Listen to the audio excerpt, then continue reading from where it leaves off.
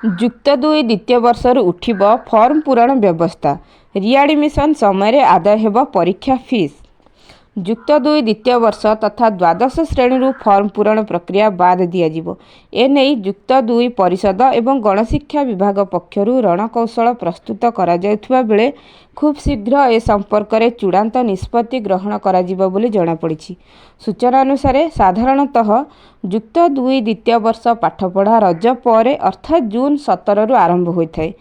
ମାର୍ଚ୍ଚରେ ଯୁକ୍ତ 2 ପରୀକ୍ଷା କରାଯାଉଥିବା ବେଳେ ପରୀକ୍ଷା ଲାଗି ଫର୍ମ ପୂରଣ ପ୍ରକ୍ରିୟା ନଭେମ୍ବର କିମ୍ବା ଡିସେମ୍ବରରୁ ଆରମ୍ଭ ହୋଇଥାଏ। ମାତ୍ର ପିଲାଙ୍କର ମାନସିକତା ଅନୁସାରେ ଫର୍ମ ପୂରଣ ପ୍ରକ୍ରିୟା ଶେଷ ହେବା ପରେ କୌଣସି ପିଲା କଲେଜକୁ ଯାଇନଥାନ୍ତି। ଘରେ ପରୀକ୍ଷା ଲାଗି ସେମାନେ ପ୍ରସ୍ତୁତ ହୋଇଥାନ୍ତି। ଫଳରେ ଯୁକ୍ତ 2ର ଯେଉଁ ଆମର ସେକେଣ୍ଡ ଇୟର୍ ଥାଏ ପିଲାମାନେ 5 ମାସ କଲେଜ ଯାଆନ୍ତି। ଏହା ମଧ୍ୟରେ ବିଭିନ୍ନ ପର୍ବପର୍ବାଣି ପଡ଼ୁଥିବାରୁ 4 ମାସ ପିଲାଙ୍କର ପାଠପଢ଼ା ହୋଇଥାଏ। ଅପରପକ୍ଷେ ଫର୍ମ ପୂରଣ ପ୍ରକ୍ରିୟା ଶେଷ ହେବା ପରେ ପରୀକ୍ଷାରୁ ସପ୍ତାହ ପୂର୍ବରୁ ପିଲାମାନଙ୍କୁ ଆଡ଼ମିଟ୍ କାର୍ଡ଼ ପ୍ରଦାନ କରାଯାଇଥାଏ। ଫଳରେ ପିଲା ଫର୍ମ ପୂରଣ କରିଥିଲେ ହେଁ ବିଭିନ୍ନ ତ୍ରୁଟି ଯୋଗୁଁ ସେମାନଙ୍କର ଆଡ଼ମିଟ୍ କାର୍ଡ଼ ମିଳିନଥାଏ। ଅନେକ ପିଲାଙ୍କର ଆଡ଼ମିଟ୍ କାର୍ଡ଼ରେ ମଧ୍ୟ ତ୍ରୁଟି ରହିଯାଇଥାଏ। ପରୀକ୍ଷା ପାଖରେ ଥିବାରୁ ଏ ସମ୍ପର୍କରେ ସମାଧାନ ଲାଗି କୌଣସି ଉପାୟ କଲେଜ କର୍ତ୍ତୃପକ୍ଷ କିମ୍ବା +2 ପରିଷଦ କର୍ତ୍ତୃପକ୍ଷଙ୍କ ପାଖରେ ବି ନଥାଏ। ତେଣୁ ଏପରି ସମସ୍ୟାର ସମାଧାନ କରିବା ଲାଗି ଏହି ବ୍ୟବସ୍ଥାର ପରିବର୍ତ୍ତନ କରିବାକୁ ପ୍ରୟାସ କରାଯାଇଛି।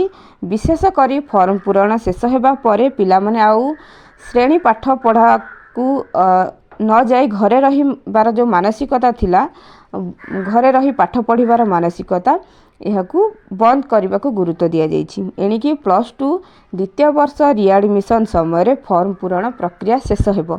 ଅର୍ଥାତ୍ ଜୁନ୍ ଶେଷ ସୁଦ୍ଧା ଫର୍ମ ପୂରଣ କରାଯିବ। ଫେବୃଆରୀ ପର୍ଯ୍ୟନ୍ତ ଚାଲିବ ପାଠପଢ଼ା। ଫର୍ମ ପୂରଣ ପ୍ରକ୍ରିୟା ଶେଷ ହେବା ପରେ ଅଗଷ୍ଟ ଶେଷ ସପ୍ତାହ ସୁଦ୍ଧା ପିଲାଙ୍କର ଫର୍ମ ପୂରଣର ନକଲ କପି ପିଲାମାନଙ୍କୁ ଦିଆଯିବ। ଫଳରେ ଯଦି କୌଣସି ପରୀକ୍ଷାର୍ଥୀ ଫର୍ମ ପୂରଣରେ ଭୁଲ କରିଦେଇଥାନ୍ତି ତେବେ ସେମାନେ ଏହାକୁ ସଂଶୋଧନ କରିପାରିବେ।